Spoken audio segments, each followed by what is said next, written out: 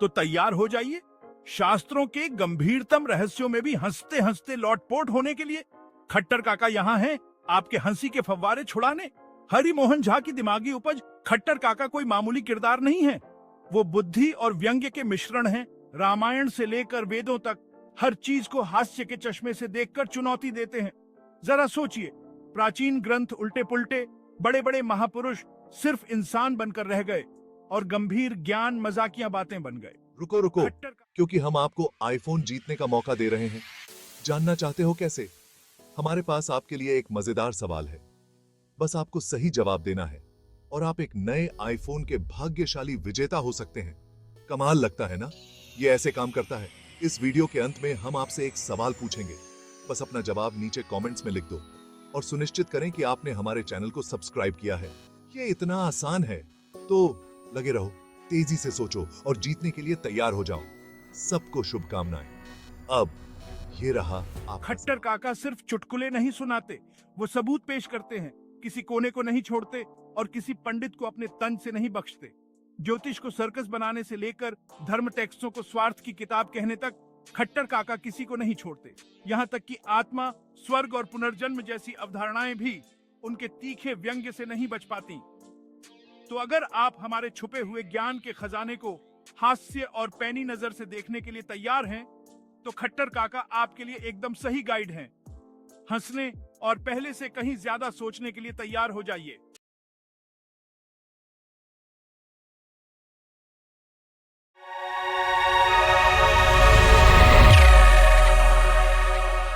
खट्टर काका लस्सी का आनंद ले रहे थे। मैंने कहा, खट्टर काका, आज मेरे यहाँ सत्यनारायण भगवान की पूजा है। सचमुच? लेकिन कहीं ऐसा ना हो कि सत्य के नाम पर असत्य की। खट्टर काका, भगवान के साथ हंसी नहीं करनी चाहिए। भगवान के साथ हंसी खेल तो तुम लोग करते हो। सो कैसे? तब पूजा की पद्धति देखो। भगवान की षोडशोपचार पूजा कैसे होती है? आसनन स्वागतम पाद्यमर्घ्यमाचमणीयकम मधुपर्काचमणि स्नानन वसनन भरणानि च गंध पुष्प धूप दीप नैवेद्यानि विसर्जनम। पहले भगवान का आह्वान कर उन्हें आसन दिया जाता है, स्वागत किया जाता है। यहाँ गच्छ इह तिष्ठ इदमासनन गृहाण, यहाँ आया जाए, बैठा जाए, आसन ग्रहण किया जाए। तब पाद्यार्घ यानी पांव धोने का जल, भुख प्रक्षालन के निमित्त आचमणीयम, मधुपर्क यानी हल्का जलपान, स्नान के लिए स्नानीय जलम, नव वस्त्राच्छादन, फूल, माला, चंदन, धूप, कपूर आदि सुगंधित द्रव्यों का अर्पण।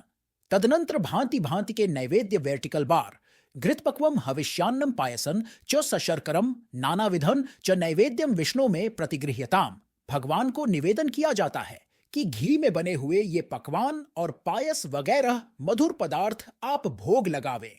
सचमुच भोग लगाने वाले तो दूसरे ही भाग्यवान होते हैं, लेकिन फिर भीमखौल की तरह भगवान के सामने पान सुपारी भी पेश कर दी जाती है।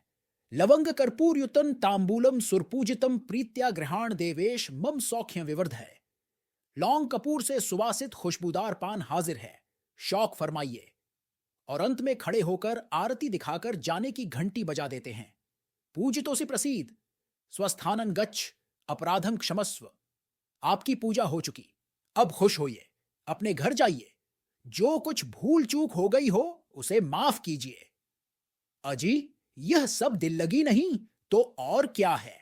और इतनी सारी आवभगत किसकी होती है? कुछ छोटे से चिकने पत्थरों की जो घिसा पिटकर गुलाब जामुन या काला जामुन के आकार के बन गए हैं। खट्टर काका, नर्मदेश्वर और शालग्राम तो साक्षात शिव और विष्णु के प्रतीक हैं। अजी, नर्मदेश्वर का अर्थ ही होता है नर्म परिहासम ददाति इति नर्मदः तत्प्रकारकः ईश्वरा, यानी हास परिहास वाले भगवान। शालग्राम की बदौलत इस विशाल ग्राम में इतने लोगों के मनोविनोद का प्रोग्राम बन जाता है और कई किलोग्राम लड्डू भी बंट जाते हैं। यह सिनेमा से सस्ता पड़ता है क्योंकि इसमें टिकट नहीं लगता और अंत में प्रसाद भी मिल जाता है। इसमें बच्चों के खेल से अधिक गंभीरता रहती है क्योंकि इसमें बड़े बूढ़े भी शामिल रहते हैं और एहसास नहीं होता कि यह सब स्वांग हो रहा है। लड़कियां गुड़िया को दुल्हन की तरह सजाकर खेलती हैं। तुम लोग भगवान को मेहमान बनाकर खेलते हो, जैसे शालग्राम तुम्हारे समद्धि हो। सो कैसे खट्टर काका? देखो, बारात में समद्धि के आने पर जो सब खातिरदारी की जाती है वही सब तो भगवान की पूजा में भी होती है। आसन, पानी, स्नान, जलपान, फूलमाला, खुशबू, मिष्टान्न भोजन, पान सुपारी, धोती और अंत में क्षमा प्रार्थना की भूल चूक माफ करेंगे। तब फर्क यही है कि शालग्राम को चुल्लू भर पानी में स्नान, आचमन करा दिया जाता है और भोग जो लगाया जाता है सो सब ज्यों का त्यों रखा रह जाता है। वस्त्र के नाम पर सूत से भी काम चल जाता है। घंटे भर में घंटी बजाकर विदा कर देते हैं, स्वस्थानम गच्छ। असली समधि देवता को ऐसा कहा जाए तो अनर्थ ही हो जाए, परंतु भगवान तो किसी के समधि है नहीं। समधि का अर्थ है समान बुद्धि वाला। यदि भगवान में भी उतनी ही बुद्धि हो जितनी यजमान में, तब तो ईश्वर ही बचाए। लेकिन पूजा के साथ कथा भी तो होती है। हां, पूजा है नाटक, कथा है उपन्यास। इस तरह दृश्य और श्रव्य दोनों का मजा दर्शकों को मिल जाता है। खट्टर काका, कथाओं में तो बहुत गूढ़ तत्व भरे होंगे। तब वह भी सुन लो। पंडित जी रात में शंख बजा बजाकर जो कथा बांचेंगे उसका निचोड़ मैं अभी बता देता हूं। एक बार नैमिषारण्य में लोकहित की दृष्टि से एक विचार गोष्ठी आयोजित की गई। उद्देश्य यह था कि मानवों के दुख दूर करने के लिए कोई ऐसा सुगम मार्ग ढूंढा जाए कि कम समय में, कम खर्च में, कम परिश्रम में अधिक से अधिक फल प्राप्त हो सके। स्वल्पमय स्वल्प वित्तैः स्वल्प कालैश्च सत्तम यथा भवेत महापुण्यम तथा कथय सूत न। कॉन्फ्रेंस के अध्यक्ष सूत जी ने कहा, एक बार वैकुंठ लोक में नारद जी यही प्रश्न विष्णु भगवान से पूछते भये थे। मर्त्यलोके जनाः सर्वे नाना क्लेश समन्विताः तत्कथन शमयेन नाथ लघुपायेन तद्वद। अर्थात मर्त्यलोक में लोग नाना प्रकार के क्लेशों से पीड़ित हैं, कोई ऐसी आसान तरकीब बताइए कि उनका उद्धार हो जाए। तब परम कृपालु भगवान यह उपाय बताव तो भये थे। सत्यनारायणस्यैतद् व्रतम सम्यग् विधानतः कृत्वा हि सर्वदुः खेभ्यो मुक्तो भवति मानवः। अर्थात सत्यनारायण की पूजा विधि पूर्वक करने से मनुष्य सभी दुखों हो जाता है। से मुक्त इतना ही नहीं, भगवान ने पूजा की विधि यानी प्रसाद का नुस्खा भी बता दिया। रंभाफलम घृतम क्षीरं गोधूमस्य च चूर्णकम अभावे शालिचूर्णम व शर्करा चौगुड़न तथा अर्थात पके हुए केले, दूध, घृत, गुड़, शक्कर और गेहूं का आटा सब एक साथ मिलाकर प्रसाद बना लो। भगवान इतने दयालु हैं कि वे विकल्प बताना भी नहीं भूले। यदि गेहूं का आटा नहीं मिले तो चौरेठा लेकर भी काम चला सकते हो। बुद्धदेव ने दुह की समस्या को हल करने में अपना पूरा जीवन लगा दिया और ऐसा अष्टांग मार्ग बताया जिसे कष्टांग मार्ग ही समझना चाहिए। लेकिन भगवान ने इस समस्या का चुटकियों में समाधान कर दिया और ऐसा मिष्टांग मार्ग बता दिया जो सबके लिए सुलभ है। प्रसादम भक्षयेद भक्त्या नृत्य गीतादिकम चरेत ततश्च बंधुभिः सार्धम विप्रांश्च प्रतिभोजेत। अर्थात लोग प्रेम पूर्वक प्रसाद पवाएं, कुछ नाच गान का भी शगल रहे, भाई बंधुओं के साथ साथ ब्राह्मणों को भोजन कराया जाए। तत्कृत्वा सर्वदुःखेभ्यो मुक्तो भवति मानवः। अर्थात ऐसा करने पर मनुष्य सभी दुखों से मुक्त हो जाता है। अब इससे बढ़कर आसान तरीका और क्या हो सकता है। लेकिन का जवाब देने के लिए 4 प्रमाण पेश किए गए हैं जिनसे भक्तों के मन में आस्था जमे और पूजा करने की प्रेरणा मिले। खट्टर काका ने सत्यनारायण कथा के पृष्ठ उलटते हुए कहा, देखो, पहली कथा काशी के एक दरिद्र ब्राह्मण की है। भगवान तो दयार्द्र चित्त हैं। उन्होंने ब्राह्मण को भीख मांगते देखकर उपदेश दिया, सत्यनारायणो विष्णु वांछितार्थ फलप्रदः तस्य त्वं पूजनन विप्र कुरुष्व व्रतमुत्तमम। अर्थात सत्यनारायण भगवान की पूजा करो जो सभी मनोरथों को पूरा करने वाले हैं। उसी दिन ब्राह्मण को बहुत पैसे मिल गए। उसने पूजा की, नफा देखकर हर महीने पूजा करने लगा। सर्वदुःख विनिर्मुक्तः सर्व संपत् समन्वितः सर्व पाप विनिर्मुक्तः दुर्लभम मोक्षमाप्तवान। वह सब दुखों से, सब पापों से मुक्त होकर सभी सुख साधनों से संपन्न हो गया और अंत में मोक्ष भी पा गया, जो योगियों के लिए भी दुर्लभ है। मुझे मुंह ताकते देखकर खट्टर काका बोले, काशी में रोज ढेर के ढेर भिक्षुक ब्राह्मण घूमते हैं, पता नहीं भगवान एक उसी पर क्यों ढुल पड़े, और उसे सलाह भी दी तो उद्यम करने की नहीं, पूजा करने की। खैर, जब रास्ता मालूम हो ही गया है तब अभी तक वहां रोज भिखमंगों का मेला क्यों लगा रहता है? अभागों को इतनी अक्ल क्यों नहीं होती कि किसी से कर्ज लेकर एक बार घी शक्कर वगैरह सामान जुटा लें? फिर तो उनके मुंह में हमेशा घी शक्कर रहेगा। खट्टर काका, क्या सभी कथाएं ऐसी ही हैं? हां जी, मैं इन्हें इतिहास नहीं, इश्तिहार समझता हूं। एक लकड़हारे ने पूजा की, उसे लकड़ी का दूना दाम मिल गया। तद्दिने काष्ठमूल्यं च द्विगुणं प्राप्तवान सौ, और उसी पूजा की बदौलत उसे दौलत, बेटा, स्वर्ग सब कुछ मिल गया। इसी तरह एक राजा अंगध्वज ने पूजा की और उसे भी सब कुछ मिल गया। तद्व्रतस्य प्रभावेण धनपुत्रान्वितो भवत, इहलोके सुखम भुक्त्वा चांते सत्यपुरम ययो। अजी, ये सब विज्ञापन नहीं तो और क्या है? लगता है जैसे कोई दलाल बोल रहा हो, बीमा एजेंट की तरह। लेकिन ये सब तो बच्चों की कहानियां जैसी लगती हैं। सो तो हैं ही। हाँ, एक कहानी अलबत्ता रसीली सत्यनारायण भगवान के चरित्र की कुछ झांकी भी मिल जाती है। क्या लीलावती, कलावती वाली कथा? हाँ, वह तो जानते ही होगे। नहीं खट्टर काका, आपके मुंह से सुनने में मजा आएगा। तब सुनो। एक महाजन ने पूजा की और एकस्मिन् दिवसे तस्य भार्या लीलावती सती गर्भिणी साभवत तस्य भार्या सत्यप्रसादतः। उसकी स्त्री लीलावती को गर्भ रह गया। सत्यनारायण के प्रसाद से एक सुंदर कन्या का जन्म हुआ जिसका नाम पड़ा कलावती। महाजन ने संकल्प किया कि इसकी शादी के वक्त फिर पूजा करूंगा, लेकिन बदकिस्मती के मारे बेचारा भूल गया। नतीजा यह हुआ कि भगवान नाराज हो गए और शाप दे बैठे। विवाह समय तस्याह तेन रुष्टो भवत प्रभु भ्रष्ट प्रतिज्ञामालोक्य शापम तस्मय प्रदत्तवान दारुणं कठिनं चास्य महदुखम भविष्यति। अर्थात, अच्छा बच्चू, तुमने वादा खिलाफी की है, अब लो मजा चखो। अब आगे का हाल सुनो। महाजन अपने जामाता के साथ वाणिज्य के सिलसिले में बाहर गया। वहां राजा चंद्रकेतु के यहां चोरी हुई।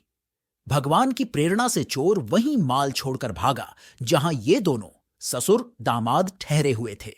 राजा के सिपाहियों ने वहां से माल बरामद किया और दोनों को पकड़कर ले गए। उनकी सारी संपत्ति जब्त कर ली गई और वे कारागार में बंद कर दिए गए। वे बहुत रोए कल्पे, लेकिन माया सत्यदेवस्य न श्रुतं कैस्त्योर्वच। सत्यनारायण की माया से किसी ने उनकी बातों की सुनवाई नहीं की। खट्टर काका, इससे तो भगवान के चरित्र पर बट्टा लगता है। भगवान पर भले ही बट्टा लगे, भक्तों का अपना बट्टा प्रसाद से भर जाता है। अगर वे भगवान इस रूप में अंकित नहीं करेंगे तो लोग डरेंगे कैसे? और डरेंगे नहीं तो पूजा कैसे चढ़ाएंगे? सत्यनारायण को मामूली देवता मत समझो, वह दारोगा से कम नहीं है। रोकर हो, गाकर हो, उन्हें दो, नहीं तो ऐसा फंसा देंगे कि जेल में सड़ते रह जाओगे। ऐसे भगवान से किसी को प्रीति कैसे हो सकती है? अजी, बिनु भय हो ही न प्रीति। सामान्य जनता प्रीति से उतना नहीं करती जितना भीति से। अगर लोगों को विश्वास हो जाए कि शालग्राम से कुछ बनने बिगड़ने का नहीं, तो उन्हें सीधे शालग्रामी नदी में विसर्जन कर देंगे। दुनिया में शुद्धन बुद्धन बनने से काम नहीं चलता, इसलिए नारायण को प्रतिशोध परायण बना दिया गया है। दामाद छूटे कैसे? आगे का हाल और दिलचस्प है। मां बेटी घर पर थीं। उन्हें क्या पता कि दोनों के पति हवालात की हवा खा रहे हैं। एक रात कलावती देर से घर लौटी। मां डांटने लगी, तू इतनी रात तक कहां थी? कलावती ने कहा कि सत्यनारायण की पूजा देख रही थी। यह सुनते ही लीलावती को अपनी प्रतिज्ञा याद आ गई। उसने भी लगे हाथ पूजा कर ली और भगवान से प्रार्थना की। अपराधन च में भरतुह जामातुह क्षण तुमर हसी। मेरे पति और दामाद का अपराध क्षमा करें। व्रतिनानेन संतुष्टः सत्यनारायण प्रभु। भगवान गदगद हो गए और राजा चंद्रकेतु को स्वप्न दिया। दे धनं च तत्सर्वं गृहीतम यत त्वयाधुना नो चेत नाशेष्यामि सराज्य धनपुत्रकम। अर्थात महाजनों का सारा धन लौटाकर उन्हें तुरंत छोड़ दो, नहीं तो राजपाट समेत तुम्हारा नाश कर दूंगा। अजी, भगवान क्या हुए? शनैश्चर हुए। जिस पर लग जाएंगे उसे समूल नष्ट कर देंगे। बेचारा चंद्रकेतु क्या करता? महाजनों का जितना माल था उसका दूना देकर उन्हें विदा कर दिया। पुरानीतन तू यद द्रव्यं द्विगुणीकृत्य दत्तवान प्रोवाच तो ततो राजा गच्छ साधो निजाश्रमम। कहा, महाराज जाइए अपने घर और मेरी जान बख्शिए। खट्टर काका, बेचारे चंद्रकेतु का क्या कसूर था? जो भगवान उस पर बिगड़ गए। भगवान को एकाएक स्मरण हो आया होगा कि कलावती का यौवन विरह के ताप से कुम्हला रहा है और उसके पति को वह दुष्ट राजा बंद किए हुए है। वह भूल गए होंगे कि उन्हीं की माया से ऐसा हुआ। अजी, सामर्थ्यवान और गिरगिट को रंग बदलते कितनी देर लगती है। खट्टर काका को हंसी आ गई। बोले, देखो, एक थे उग्रदेव शास्त्री वर्टिकल बार, उन्हें एक बार भोजन में जरा देर हो गई तो स्त्री का गला काटने दौड़े, और जब आगे गरम गरम कचौड़ियां परोसी गईं तो इतने खुश हुए कि स्त्री के गले में चंद्रहार लाकर डाल दिया। दूसरे दिन दाल में कुछ ज्यादा नमक पड़ गया, चंद्रहार छीन कर ले गए। मुझे तो सत्यदेव भी उग्रदेव ही जैसे लगते हैं। क्षणे रुष्टः क्षणे तुष्टः, न खींचते देर न रीझते देर। गुस्से में महाजन को बंधवा भी दिया, और जब उसकी बेटी कलावती की कला पर मुग्ध हो गए तो उसे छुड़वा भी दिया। भगवान क्या हुए, रियासत के जमींदार हो गए। खट्टर काका ने सांस ली, फिर बोले, अभी किस्सा खत्म नहीं। जब महाजन नाव पर सामान लाद कर चला तो फिर नारायण एक साधु है हुआ वेश में आ पहुंचे और पूछा कि नाव में क्या है। महाजन को शक हुआ कि एक अपरिचित क्यों ऐसा पूछ रहा है। उसने यह कहकर टाल दिया कि लता पत्रादिकम चैव वर्तते तरणो मम, अर्थात नाव में घास फूस वगैरह है। भगवान तो ऐसे ही मौके की ताक थे। फिर एक चरण लगा दिया, सत्य भवतु त्वद्वचा। बस जितना माल मता था सब लत्ता पत्ता बन गया। अब तो बेचारा बनिया लगा सिर पीटने। भगवान खुश हो रहे थे, कैसा मजा चखाया। चले थे बच्चू मुझी से चालबाजी करने, अब छल करने का दंड भोगो। अजी, भगवान स्वयं अपना असली रूप छिपाकर छद्म वेश में वहां गए, सो तो छल नहीं हुआ, और बेचारे बनिया ने आत्मरक्षा की दृष्टि से अजनबी कमाल का हाल नहीं बताया तो वह छल हो गया। यही भगवान का इंसाफ है। खैर, बेचारे महाजन ने वादा किया, प्रसीद पूजयिष्यामि यथा विभव विस्तरई, अर्थात जितना हो सकेगा सो लेकर जरूर आपकी पूजा करूंगा। तब जाकर भगवान संतुष्ट हुए और उसका माल लौटा दिया। चुंगी वाले अफसर का भी कान भगवान ने काट लिया। खैर, किसी तरह बेचारा सकुशल घर लौट आया। अभी और है जी। उधर घर पर खबर पहुंची तो कलावती उतावली होकर पति को देखने के लिए नदी की ओर दौड़ी। हड़बड़ी में भगवान का प्रसाद लेना भूल गई। प्रसादं च परित्यज्य गता सांपी पति प्रति। बस भगवान ने फिर थानेदार वाला विकराल रूप धारण किया। तेन रुष्टः सत्य देवो भर्तारं तरणिं तथा संहृत्य च धनैः सार्धं जले तत्रावमज्यत। उनका क्रोध ऐसा भड़का कि पूरी नाव को ही उलट बैठे। यह देखते ही कलावती बेहोश होकर गिर पड़ी। उसके मां बाप रोने पीटने लगे। तब भगवान ने फिर फप्तियां करसी, बड़ी चली थी पति से मिलने, मेरा प्रसाद छोड़कर मेरा अपमान कर स्वामी के पास दौड़ गई। अब कहो, जब तक घर जाकर मेरा प्रसाद नहीं खाएगी तब तक पति देवता गोते लगाते रहेंगे। मरता क्या ना करता। कलावती दौड़ी दौड़ी घर गई, प्रसाद खाकर आई और किसी तरह रूठे हुए भगवान को मनाया। खट्टर काका सुपारी का कतरा करते हुए कहने लगे, अजी, मैं पूछता हूं, वह नवयुवती उमंग में अपने पति से मिलने को दौड़ी तो भगवान के दिल में इतनी ईर्ष्या क्यों धधक उठी? इस तरह की प्रतिस्पर्धा तो सिनेमा के खलनायक में होती है। भगवान कहीं ऐसा करें? इनको तो और खुश होना चाहिए था कि कलावती अपने पतिदेवता को भगवान से भी बढ़कर मानती है, लेकिन यह तो प्रतिद्वंद्विता पर उतर आए। अंत में तो कलावती इनके सत्यलोक में गई ही। चांते सत्यपुरम ययो, पता नहीं वहां इनके साथ उसकी कैसी निभि होगी। मुझे तो सत्यनारायण के नाम से ही भय लगता है। खट्टर काका, सत्यनारायण कथा में 4-4 कहानियां क्यों दी गई हैं? क्या एक से काम नहीं चल सकता था? देखो, ब्राह्मण, क्षत्रिय, वैश्य, शूद्र, चारों से एक एक प्रतिनिधि लिए गए हैं, जिससे जनता का प्रत्येक वर्ग पूजा करने के लिए प्रोत्साहित हो। एक ब्राह्मण गरीब से धनी हो गया, एक राजा को बेटा हुआ, एक बनिया को बेटी हुई, एक लकड़हारे को ज्यादा नफा हुआ। यही न चारों कथाओं का सारांश है। अजी, ये सब बातें तो रात दिन होती ही रहती हैं, लोग पूजा करें या न करें। लीलावती गर्भवती हो गई तो कौन सी अनोखी बात हो गई। यहीं अब्दुल्ला मियां ने कब पूजा की कि उसके दर्जन भर बच्चे हैं, और चौधरानी जी हर महीना कथा बंचवाने पर भी गर्भिणी नहीं हुई। अजी, मासिक पूजा से कहीं मासिक धर्म बंद होता है?